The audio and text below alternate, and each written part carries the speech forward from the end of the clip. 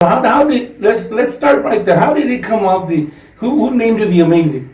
Man by the name of Jimmy Staten, man from El Centro Valley, California.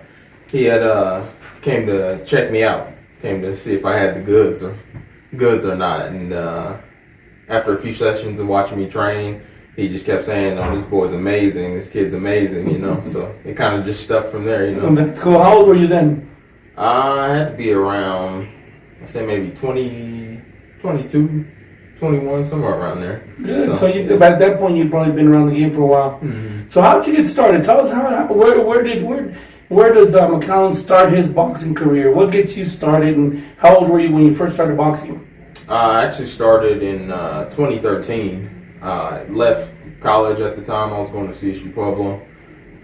Had plans to go and play football there. Was going to walk onto the team, but life, of course, took me into a different direction. I kind of decided, boxing was the thing I wanted to do, and just been running with it ever since. Got to this point so far. So, yeah, I kind of just started then, dropped out of college, and just full speed ahead with this boxing thing. Wow.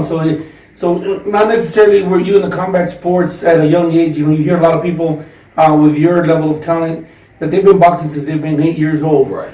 But you get some of these late bloomers that into the sport, but they have that natural ability, natural God-given talent that you just can't teach that. Right. So that's cool. And so as far as combat sports or martial arts, boxing, and all that, you were telling me you did a little bit of kickboxing. I did Taekwondo as a Taekwondo. kid. Yeah, that was before I had done any sports. That was the first thing I had done. Like I was telling you off camera, me and my older brother, we're traveling around doing tournaments. Winning tournaments around the country, around the state. So combat sports, I guess, comes natural to me. Like I said, it's just I applied my skill into a different sport. With being boxing. So I have a combat sports background, but now I'm just taking it in a different direction. Good deal. So being in the, you said you went to college and football was kind of your main drive. Yeah. And then how'd you come across boxing? It was something that I'd always had interest in, and something that I'd always loved. Something just told me, take a chance with it, and like I said, go full speed ahead in that direction, and I feel like I made a good decision. That's good. So where's the first place you started boxing? Where'd you start? You're originally from Colorado. Right. Okay, born and raised. You're native of Denver. So where'd you start boxing? I started at Delgado's. It was the first gym I went to, 23rd and Delgany. Yeah, that was where I had my first training, first amateur fight out of. All that good stuff. That's kind of where I got my, or how would I put it? Introduction. Yeah, my introduction to boxing was there for sure. Good deal. And then you what was you've had a pretty lengthy amateur career, and you went on to win a couple of state titles. Mm-hmm. And tell us a little bit about those journeys. My journey through the amateurs, I felt like it was timed perfectly. I did just about everything I could do at the time, and got all the experience I could get out of it before I turned pro. Had about 70 amateur fights. Like I said, won a few state titles, a few regional titles. Went on to compete in the national Golden Gloves as well. Been there a few times, so I've got some good experience in the amateurs. I feel like it did its job, and now I'm ready for the next phase of my career. Yeah. So how you feel amateurs? You covered all the ground you needed to cover. You got a lot of trainers that rush their to just turn them pro. You got coaches that just want to be in the pro game, and then you got coaches that don't want to have anything to do with the pros. Right. So I think 70 bouts is a good number. Mm-hmm.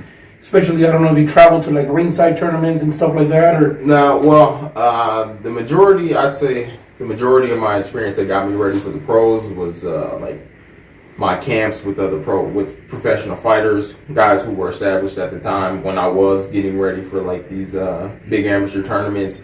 I just so happened to be able to be in camp with certain guys and be in the ring with seasoned professionals, and I feel like that was when I knew I was ready to turn pro. But yeah, like I said, my amateur fighting career, and then the things that happened outside of the fighting, like the camps and whatnot, was what I felt like really is where I got my own seasoning, I guess you could say. Yeah. Yeah. So what's tell us a little bit about your style. What do you consider yourself a brawler, a boxer, puncher, a boxer?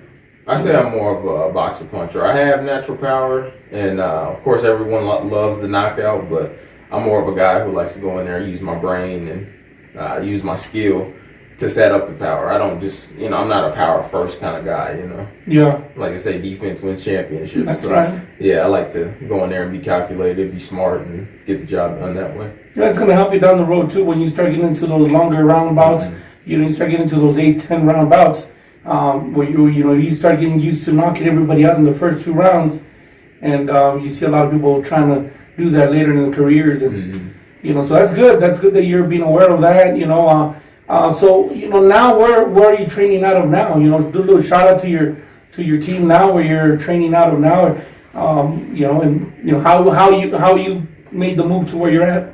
I'm currently training out of A1 Boxing Fitness, located in the Aurora Mall. I got my coach here with me, Rolando Lopez. We've been together just over a year now. I've been with A1 going on almost 4 years, but me and Rolando are a new tandem. But yeah, I'm currently at A1. Good deal. And so you've been at A1 for about a year now? Been with A1 since about 2017. Been with Rolando for about a year. Yeah. Okay. When did you finally say, okay, it's time to make the jump, amateurs to pros? Some guys put themselves in, they say, okay, the amateurs just, are not, they don't give me that spark, or, everybody wants to, you're developing a fan base where, it suits well for the pros. Mm-hmm. So, your style suits well for the pros. You're used to sparring pros. So at what moment did you say amateurs are done? Well, the moment I realized it was time to turn pro was after the 2017 National Golden Gloves. Around that time, I didn't like the format that the amateur tournaments were being ran, the format that they were being ran under, and things like that. I kind of knew at that point that it was time to turn pro. So right after 2017 Nationals. Yeah. So you made the national trip. How many times did you go to the Nationals? 3 times. 3 times. That's some good exposure to the Nationals at that level there. Noticeable names that you can remember that you competed against or even sparred with. Well, notable names that I've been in the ring with. My last amateur fight was against the kid Keontae Irving from Philadelphia. He's currently an undefeated pro. Been in the ring with guys like Tony Harrison, Steve Nelson, who just fought last night, got the win. Congratulations to him. Who else? Lots of guys. I've been in the ring with guys from around the world. I've got international experience as well, sparring with Olympians from countries like Algeria, helping them get ready for the Olympics. I've been in there with all kind of guys, more guys than I can name, really. That's good, and that's what gets you the level of seasoning that you need for the pros. So you mentioned that you were sparring, you sparred Tony Harrison, and he had a big win. When he beat the Charlo brothers. Yeah. Yep. So were you in his training camp during that time? Yeah, that was the camp I had done with him. Was his camp for the first Jermell Charlo fight, which of course we know he won his first title win. Yep. Yeah, that was my first and only camp I had done with him. That's cool, man. How did it feel being in a camp like that? It was an interesting experience for sure. Testing myself against someone who's a proven world-class fighter, and knowing that you can hold your own, and in some cases, be dominant in your own respects. But yeah, I think it was confirmation that I was ready for the next level, and that I know my skills were up there with the world class guys. So I feel like it's just a matter of time before I break out into that world stage myself. So it was a good feeling, good experience as well. Good, and it's, during those camps, I mean, they're not there to play, man. That's some real stuff there, and it shows you, what gives those guys that edge, Right. And so bringing back, those experiences to your training, Rolando's your head coach or probably your primary coach, alongside with who else do you work with, for your, when you're getting ready for fights? I've got guys like former world champion Verno Phillips, who I'm in the gym with just about every day. I see him every day. Gives me pointers here and there, and seasoned guys like that, and young as well as young fighters who help, like you said, give you that spark while you're there training. Just good guys all around to have. Just in the gym with me, giving me good advice and tips here and there. Things that keep me on the straight and narrow path. Yeah. How do you feel your career's been going so far as a pro? You're 4-0 as a pro. And 2 knockouts, so that's a great start. You're 26 years old. Yeah. How do you feel? What's your take of where you're at now? How does your body feel? Do you feel a little pressure to step on the gas a little bit and start getting active, or are you going at a good pace? I definitely would like to be more active. I feel like at this point the only thing that I need is just that fight seasoning, just get in the ring and just get the job done against various guys. I just had my first 6-round fight, so that was good. Made it through with no issues. I'll be campaigning at 168 pounds, so I feel like I just need to get active. If I can get to that 15, 16, maybe 17-0 mark, I think I'll be ready to really step up my level of competition. But I think we're doing things right as far as the matchmaking and things like that. But I would definitely like to be more active. Yeah. Your last fight, that was a good fight. And that was a good, tough, seasoned vet. I mean, it was JT, right? That was your LT Nelson. LT, yeah. And he was rugged as they come. Yeah, for sure. And getting those rounds is excellent. Is excellent. And so, as far as what weight was that fight at? I was at 165 pounds, actually. A little bit lower than what I like to be at. We made the weight with no problem. Got to the 6 rounds with no problem, but this is definitely not the weight that I feel most comfortable at. But I made it happen to get the fight and get the experience. And what a lot of people don't know is that guy actually has. I mean, you look at his boxer profile, it says 5-3, but you count the countless Muay Thai fights, countless MMA fights, et cetera, et cetera. Oh, yeah, he's seasoned. Yeah, had over at least 30 some odd pro fights in various disciplines. So I think that win will be a little more appreciated. Well, you're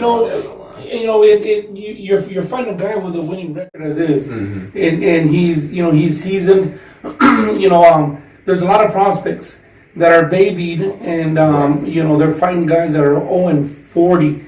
Or 10 and 65. Yeah, and that's one thing I would never like to pride myself on is taking those kind of fights. Exactly. I like to be realistic with my expectation as far as level of competition early in my career, but at the same time, I still would like to be tested and like to get that, like I said, get that experience to make me greater down the line. So yeah, being babied is definitely not the goal right now. Correct.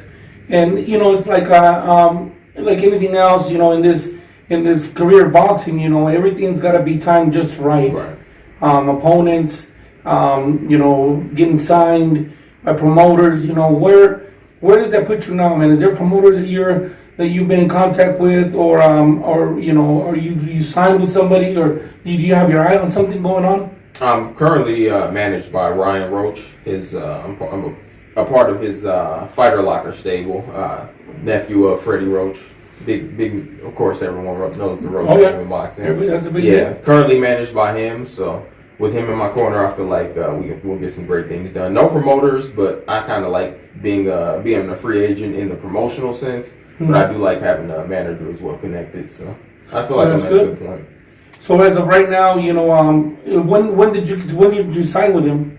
About a month ago. Just Okay. newly signed. Yeah. Just newly signed with him. Congratulations, good deal. Thank you. Yeah, he's a well-known name, so he's definitely been around the block. And so with him being now involved, how do you feel you're gonna start taking fights out of the state a little bit more often, or you still want to fight at home a little bit more? Yeah, we worked out a really good deal to where he'll be my, how can I put it, like first line of defense as far as like offering opportunities and whatnot. But I'm still more than welcome to be able to search out opportunities, whether it be here or anywhere else. We're just, we have like a great working partnership where we're just going to do what's best for my career and, try to get myself to the next level, however that may be. We're just, working together in order to get my career going. Okay. Yeah. And so as of now, what was what was the date on your last fight? That was January 25th. Okay. Do you have anything coming up that you're getting ready for? Nothing locked in. I am staying in the gym, but me and Ryan have been talking as well and been trying to work things out. We're trying to get one in before the year's over, at least one more before the year's over. Yeah. So with all this COVID and all this pandemic going on, it's hard. A lot of shows, a lot of people can't do shows, but you still got some promoters doing shows out there. Is there anybody here local in the state that you're saying, I think that's a good matchup for me. It's going to put me in a good test. Help make you a better fighter or add them to your checkoff list on your record? Anybody in my weight class, truth be told, I'm more than open to fighting anyone in or around my weight class. I've yet to turn anyone down or have anyone I feel like I couldn't beat that I've come across or seen here on the local scene. So anyone who's willing to sign a contract, basically. So, yeah. Good deal. Good deal. Well, for right now, we are going to take a quick moment, and we'll be right back with a little bit more about Shawn McCalman and his training, and we'll bring in some of his coaching staff. See you in just a few minutes.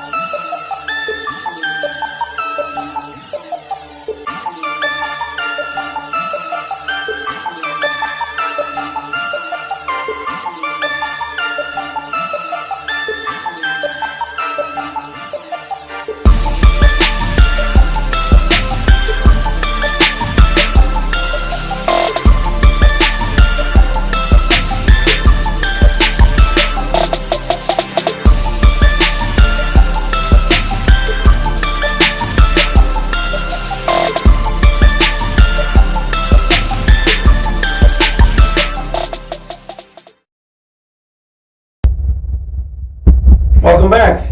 I am Raul Tejada, your host of IBTV for Aurelio Martinez, and we are back with Shawn McCalman. And as you can see, we have brought on one of his head training coaches, Rolando Lopez. Lopez, thank you for joining us. Thank you for having me. It's a pleasure having you with us. We were talking a little bit about his amateur background and some of his boxing, and tells us now that he's been with you for about a year. So tell us a little bit of how, when you first laid eyes on the amazing Shawn McCalman, what were your thoughts?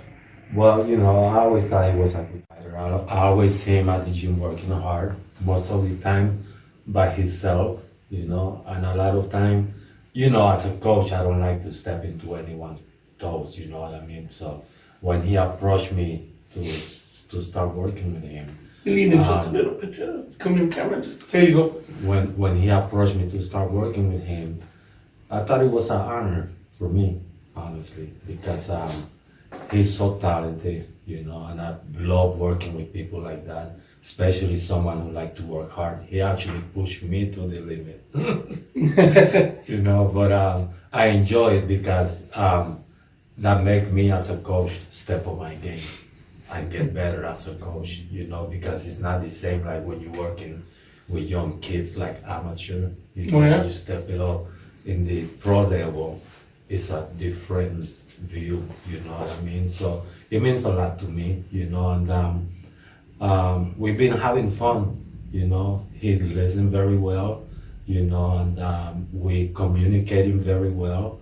Every time there's a approach, for him to make a decision, he always involve me. And I appreciate that. From him. Skill wise, he's a complete fighter. He know how to fight, and he know how to box. And depending on the situation where he's at in the fight, he make the adjustment right away. You know what I mean? So I'm having fun with him. That's good. Yeah. That's good. So, you've been around the game. You've trained a lot of amateurs. What's the difference you now being in this? You've been in the pro game, Yeah. and but now having this level of potential and prospect. What are your concerns as far as can we stay busy enough? Mm-hmm. Can we get the right fights? Getting the right people behind it. Yeah, exactly. That's the only thing we're having right now. We want him to stay more busy, but in Colorado, it's hard to get fights, for him because I'm gonna be honest with you. In Colorado, when there is good competition, people don't like to risk it. They like to protect their fighters. I mean, there's nothing wrong to protect their fighters, but come on, let's get them a better fight. You know what I mean? And that's what we're looking for. We're looking for the best fights for him to be more known quickly. You know what I mean? Because that's his goal. His goal is to become a world champion. And he got all the talents to do it. But like I said, we can't just stay in Colorado. We've got to step outside Colorado for us to be successful. That's right, and and like you're saying, sometimes fighters don't want to fight here in the state because they don't want to risk it. But it's like the old saying goes, you have to be able to dominate your area, your region, or else you're not gonna be able to dominate the nation or the world. And being said that, how do you feel? If nobody wants to fight you here in the state, how do you feel about going to Vegas and taking some of these fights? Of course, it's a good thing that you talk to your coaches and you let everybody in on your decisions. But there's got to be some thought process now where you're thinking, okay, I'm gonna have to hit the road some of these days. One of these days. Oh yeah, I'm more than prepared to go ahead and hit the road. Like I said, with the signing of this new management deal, it opens up a world of opportunity. You could say. My manager lives in Boston, so it gives me access to all those promoters, either the smaller time promoters, the big time promoters he's connected to. But I really feel like this new management deal is the move we've been needing to make, and what comes with that means fighting on the road. But like I said, I'm prepared to take my show on the road. We're prepared to take the show on the road. So yeah, fighting outside of here was a reality we knew we were gonna have to accept anyway, and welcomed it with no problem. And with being able to, Colorado gives you so many good facilities to train. You have the Olympic Center. You have a lot of good top name fighters that come into the state to compete. Being at A1 Boxing, everybody knows A1 Boxing. Yeah. So as far as a coach, are you finding a hard time finding him sparring, or is he getting the work that he needs? Yeah. Actually, it's hard, but we was actually discussing that last week that we're gonna have to go outside A1 Boxing for the sparring because I'm always busy. He knows I'm always busy. I'm at the gym from 6 a.m. to like 9:30 p.m. every single day. It's my full-time job, but if I have to cancel some training for us to go somewhere else to get some good sparring, that would be great for us. So that's exactly what we're looking for. Yeah. So how do you work your schedules out for, you got a full-time job where you're training all, you've got classes that you hold. Tell us a little bit about the scheduling and how you guys find the right time to get. All we got to do is, you know, like when I'm in the gym every day, I will have to cancel some of my private training that I have with other people because I also do conditioning training, you know. And like I told Sean, you know, if we have to go a Saturday, you know, to Colorado Spring or anywhere else, you know, let's go. You know, I'm happy to do that, you know, to cancel some of my training for because we've been working hard every single day, you know, and we always prepared for but the thing is when we take a fight, you know, I'm glad we agree on this. It have to be like at least 2 months or 1 month and a half notice. You know what I mean? That because we gotta be prepared. I want him to be totally focused on the fight. That's right. You know? That's right. And you notice, like, you know, we've been around the game for a long time, and I don't like to take fights less than 6 weeks. Exactly. Gives you a good amount of time to get your fighter ready, get him, you know, get him where he needs to be, because it's quite the journey to get him there. Yeah. So in those 6 weeks, we want to get a little dirt on Shawn McCalman here. What is the hardest thing to deal with? Does he cry about leaving the Twinkies at home? No. He actually pushed me. He's like, let's do 3 more rounds, coach. And I'm like, for real? You're not tired? So he's the one that does the crying, huh? Yeah, what we come in the gym with an agenda and to work. Like I said, we work hard every single day. I'm very dedicated to my craft. We both understand that the only way we're going to get there is to be disciplined and to work hard, but to also work smart. You know, work on the things that we need to work on in the gym every day, and work on the things that are going to actually make us better. So me and him, like I said, we make a great team. He's very dedicated to the craft as well, and that's one thing I noticed about him very early on, and that made me stick with him, is his dedication to his fighters and the sport as well. So we come in the gym and we kind of bounce energy off of each other. You know, if one is a little bit lackadaisical in the gym, the other will. You know, I have my days where I come in just a little bit under the weather and he'll bring me up, and some days I come in, he's a little under the weather and I bring him up. So we just, you know, I feel like we make a great team. So no weaknesses between the two of us at all. You know, more of we just have, you know, we're human. We just have our days where one is a little bit lower energy than the other, but the other makes, you know, we know it's our job while we're there to work hard. So the other one will push one another to be great, basically. So Shawn, a little bit about your family life. Tell us, how do you balance, you know, at this level of competition that, you know, that you're embarking on, your weight division. You know, you gotta, it's a career, it's something that you gotta really focus on, and it's not something, there is no off season. How do you balance this with your personal life? You know, what do your parents tell you? You know, your family, what's your circumstances at home? Do you have kids? I'm expecting, actually, in a few weeks. My wife and I are expecting our first together. Awesome! Congratulations! Congratulations! Thank you. Well, the balance, it's like walking a tightrope, but I've made it work. You know, I've been doing this for going on 8 years now. So the schedule has kind of just naturally worked itself out. You know, my wife understands that this is the thing that I've dedicated myself to, and that I'm going to take care of our family with. So she gives me my time to dedicate myself to the sport when I'm there, you know, and when I'm gone. The time I dedicate to her is the time that I dedicate to her and our family and all those things. So, you know, we have an understanding, because she sees where it's going and my family sees where this is going. So they all they do their best to give me my space and let me kind of cultivate this thing I'm trying to bring about. So my family is very supportive, and I'm very thankful of them for that. That is crucial. I've seen so many prospects that, you know, didn't have that support, and without that backbone and that support, you're always tugging and you're always fighting against, you know, balancing gym time and family time. But when you have that support, it's a beautiful thing, man.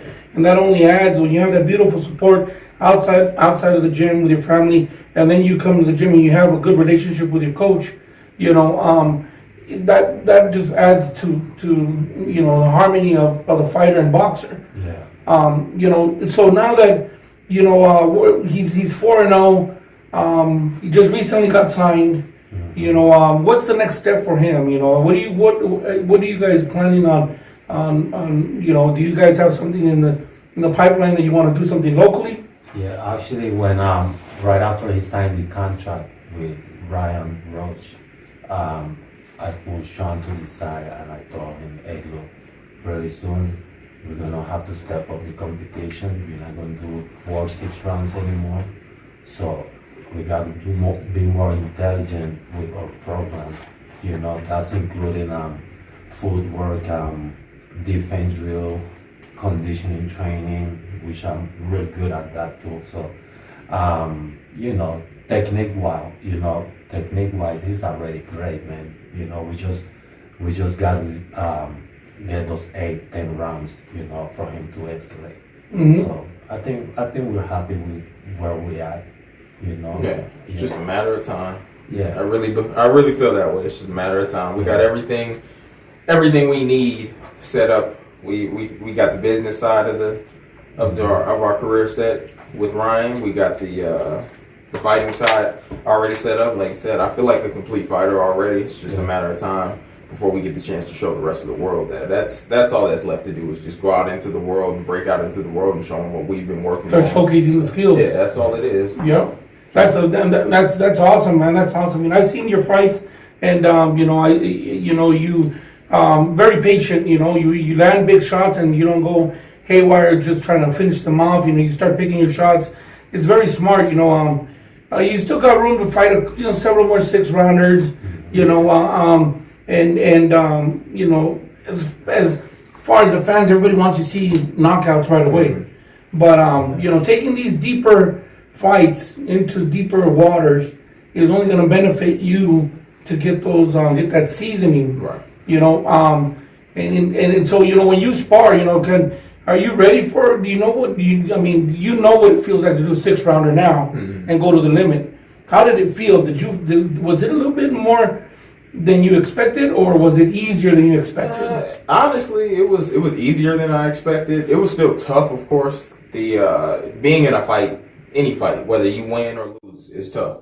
But the rounds themselves wasn't more than I can handle. Like I said, being a little bit under the weight that I'm used to campaigning at had a small effect. But other than that, 6-round distance, I mean, I've done that a million times in sparring, so I know I can do it. And I can translate that to a fight. I've been 8 rounds in sparring. I'm sure I can translate that to a fight. Been 10, 12, 15 rounds in sparring. So the 6 rounds, it's more of a mental thing when it comes to the fight aspect of it. It's more mental than it is physical, because we have 6 weeks of dedicated training. You just have to be mentally prepared for it more so than physically. Yeah, I believe. I see that. Yep. And so as far as his strengths that you see that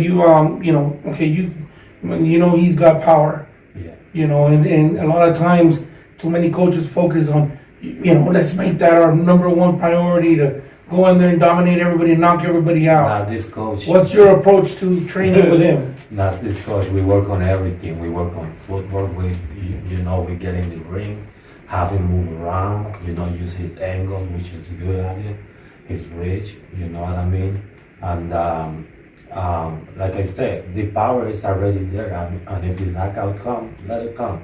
But he's good to set up his shots, and if you get a fighter that's gonna put like LT, that was a good fight. You gotta remember that fight was a 165. So he was kind of drained, but we already agreed to not fight at that weight anymore, and the reason why we did is because no one want to fight. So we got to take what it comes. But what's the lowest you had been before this 165? That was the lowest. I fought at 178 in the amateurs. I had even fought as high as 201 in the amateurs. I had been to the nationals. My first time was at cruiserweight, I guess you could say, 201 being the limit. So I fought at much higher weights. 165, I hadn't been that weight since I was about 17 years old. That was the last time when I was playing high school football. I was a junior in high school the last time. I was 165. You know what though? We lost that weight very comfortable, but not too comfortable. And you cannot risk it. In this game, you cannot risk it. But the good thing is that now you knew, because you'd been making 168. 168, and you always had, can we push it a couple more pounds? Which, can we go a little bit more south? And a lot of people are like, can you make it down to the next weight division? Well, now Now you know, and you didn't kill yourself trying to make the next weight division below you, 154. Not 165. You know what that feels like. Now you're comfortable at 168, and so at 168, going to that 165 limit. Was there ever any concern where it's like, are we just crossing the line, or No, it was not comfortable really. enough? No, not really. We was comfortable. We just had a tough mouth, a tough guy in front of us. Excuse me. But we just had a tough. He was tough. Oh yeah, he was. He Oh, took yeah. his best shot, and I That was guy like, will give a lot of guys hell. Yeah. He'll give a lot of fighters. Oh, he's gonna shock a lot of people. yeah. He'll shock a lot of people. Oh yeah. He took some of your best shots and Those got right sleep back on up. Yeah, that was good for us because we never sleep on this guy. And when he came to the corner and he dropped him the first time, I was like, okay, now I want you to finish him. And he looked at me like, okay, coach. He went back. Hell no, he's still on his foot, fighting back. That's the best thing that could have But, happened. Yeah, it was a great experience, great learning experience. I'm glad. Yeah. I'm very appreciative of that fight at the point happening at the point that it did for sure. Yeah, Being my fourth fight, like I said, I know what I'm ready for, and like I said, a lot of guys at their stages. At this stage of their career, wouldn't take those kind of fights. Yeah, and for me to do it and be successful means a lot to me. So, yeah, it was a great fight, great performance, and in my mind, all things considered, great fight. Like I said, well, you showcased everything. All your skills, good boxing ability, good movement, balance, your reach, power, everything was there, and you also got the rounds in. I think, in my opinion, as a coach, I think that's so invaluable. And of course, you saw, okay, you dropped the guy, and then the guy's still coming. Man, we need to get this guy out of here, right? Yeah. But in reality, that's the best thing that could have happened to you, because now it's like, okay, I'll give this guy everything, and he's still there. It's a testament to what that guy brought into the ring. Yeah. And brings your level up. Right. But that's where actually you really test yourself. Exactly. As a fighter. When someone push you like that, that's where I remember, like in 1984 when I went to fight in my country in Managua. I had a bloody fight. It was only 3 rounds, but it was bloody. You know what I mean? So, but you enjoy moments like that as a boxer. You know what I mean? He already know you could go through those tests, and that's just gonna give you more experience and in your head too, you already know, okay, I could deal with situation like this. You know what I mean? So it's good. I was happy with the outcome. I thought we did really good. Yeah. Well, I think he's got the potential to really be something. You're a true prospect. And you hear it. The buzz is there. Now we just, we just got to see it more and more and more out there. What do you think because he's going to break out into the scene. And what do you think, once he starts getting to those big fights and starts winning some of those big fights, can he handle that level of stardom? He's already there. Okay. Because that brings down so many fighters.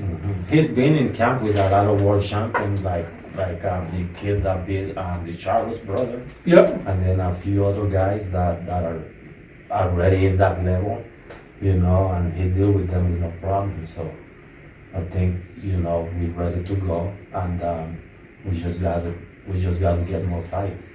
Good. More fights and more sparring. Yeah, more sparring. And we already agreed on from now on doing 10-round sparring, or 8 rounds at least. When you're doing your sparring, how do you like your sparring? Do you like it more realistic, where it's like, okay, you're going hard every single round, or do you mix it up and do more of a, kick back, just work on some stuff, or do you extend your rounds? So many people have different opinions of what works. Well, without giving away too much of the formula, we like to, we come into sparring with the plan. We'll converse before our sparring sessions, go over what we feel like we need to work on, depending on who the sparring partner is or whatever today's agenda is, and then we just go in there and execute. That could be anything. Whether it be push the pace or slow it down or work on things. Be technical, whatever. Whatever is necessary. Basically, same way that we fight. We take it into sparring, into training. We, work smart, work efficient, do whatever we need to do. Yeah. Perfect. Sounds good. One thing I like about, I like to set up my sparring like that. I always tell my fighters, look, if you feel like this guy is not, good enough for you, just work on different stuff. Yeah. And that's, and then if the competition is harder, well, if you step it up, well, you step it up. That's a good point. Yeah. That's a good point of view on it. Because, like I said, he's already a fighter. Shawn is already a fighter. When I start working with him, I want us to focus more on boxing. Yeah. On boxing, I don't want you to get hit.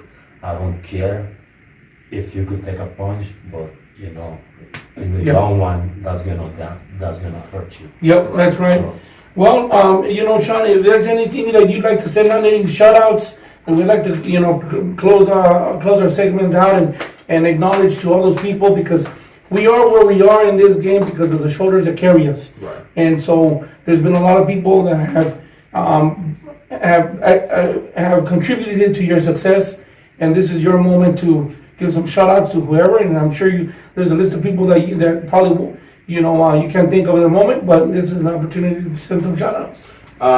First of all, I'd like to thank you guys for having us here today, me and my coach. Appreciate the opportunity to be on this platform and, help boost our brand. And this is what it's about, coming on these kinds of shows and making these kinds of appearances to make sure that people can attach a face to the name and, get to know me outside of who I am in the ring, So I would like to thank you guys for having me here. I'd like to thank my coach, my family, anyone who's a supporter, anyone who's given me a view around this sparring, whatever. Any way you've contributed, I appreciate you. And if you guys could do me a favor and follow me on Instagram at theamazing.sm. That is Instagram at theamazing.sm. The Amazing Shawn McCalman on Facebook. Just keep an eye on me, follow us, follow our journey. We're on our way to doing big things, so keep your eyes peeled on us. Awesome. That's wonderful. Rolando, any shout outs you want to do in closing?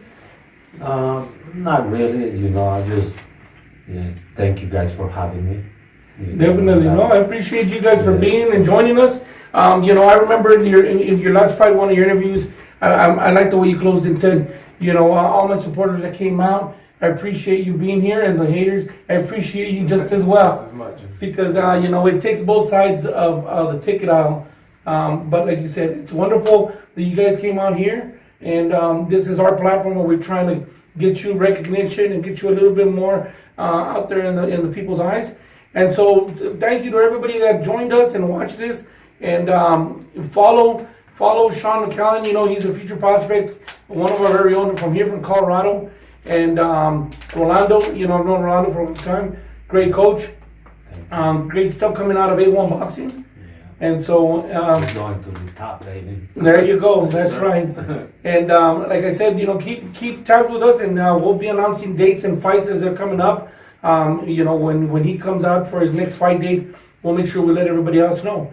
So once again, thank you very much from IBTV Studios, directly to you from us. We'll catch us on the next show. Thank you.